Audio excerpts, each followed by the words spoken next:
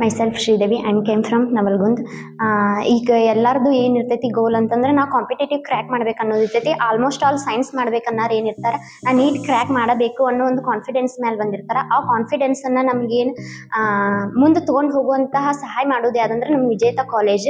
ಯಾಕಂದರೆ ಇಲ್ಲಿ ಏನು ಮಾಡ್ತಾರೆ, ಆಯಾ ಚಾಪ್ಟರ್ದು ಏನು ಮಾಡ್ತಾರೆ ವೀಕ್ಲಿ ಟೆಸ್ಟ್ ತೊಗೊಂತಾರೆ, ಅದ್ರ ಬೋರ್ಡಿಂದು ತೊಗೊಂತಾರೆ, ವಿತ್ ಅದ್ರ ಜೊತೆ ಕಾಂಪಿಟೇಟಿವ್ದು ಏನು ಮಾಡ್ತಾರೆ ನಮ್ಗೆ ಎಕ್ಸಾಮಿನೇಷನ್ ತೊಗೊಂತಾರೆ. ಒಂದು ಚಾಪ್ಟರ್ಸ್ ಒಳಗೆ ನಮ್ಮ ಕಾಂಪಿಟೇಟಿವ್ ಒಳಗೆ ಯಾವ ಟೈಪ್ ಆಗಿ ಕ್ವಶನ್ಸನ್ನು ಕೇಳ್ಬೋದು ಅನ್ನುವಂತಹ ಕ್ವಶನ್ಸನ್ನು ನಮ್ಗೆ ತೆಗಿತಾರೆ, ಕಾಲೇಜ್ ಒಳಗೆ ತೆಗಿತಾರೆ.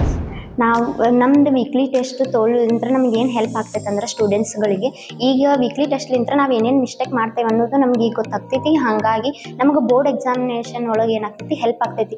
ನಾವು ಈಗ ಮಿಸ್ಟೇಕ್ ಮಾಡಿದ್ದನ್ನು ಆ ಬೋರ್ಡ್ ಎಕ್ಸಾಮ್ ಒಳಗೆ ಮಿಸ್ಟೇಕ್ ಮಾಡಬಾರ್ದು ಅನ್ನೋದನ್ನು ನಮ್ಗೆ ಟೀಚರ್ಸ್ ಎಲ್ಲ ಹೇಳ್ಕೊಡ್ತಾರೆ.